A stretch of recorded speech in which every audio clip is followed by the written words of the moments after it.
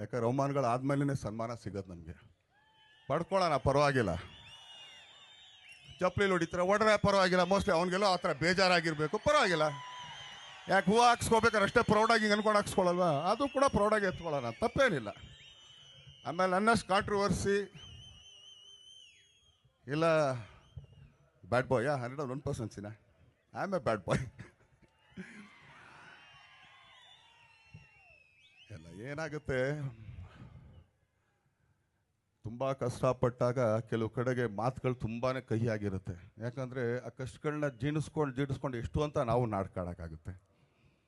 ಪರವಾಗಿಲ್ಲಮ್ಮ, ಹೂ ನಮ್ಮ ಅಂತ. ಯಾಕಂದ್ರೆ ನೀರು ಇಲ್ಲಿವರೆಗೂ ಬಂದಾಗ ಹೂ ಅನ್ಬೋದು, ಇಲ್ಲಿಗೆ ಬಂದಾಗ ಹೂ ಅನ್ಬೋದು, ಇಲ್ಲಿಗೆ ಬಂದಾಗಲೂ ಓಕೆ ಅನ್ಬೋದು. ಇಲ್ಲಿಗೆ ಬಂದಾಗ 3 ಸಲ ಎದ್ದೇಳ್ತೀವಿ ಗೊತ್ತಾ, 3ನೇ ಸಲಿಗೆ ಹಂಗೆ ನಂಬಿಟ್ಟು ಓದಿದ್ವಿ ಗೊತ್ತಾ, ಅದೇ ಕೋಪ ಅಷ್ಟೇ. ಯಾಕಂದ್ರೆ ನಾನು ಬದುಕಬೇಕಲ್ಲ, ಅದು ಎಷ್ಟೊಂದು ಆಗ್ಬೋದು.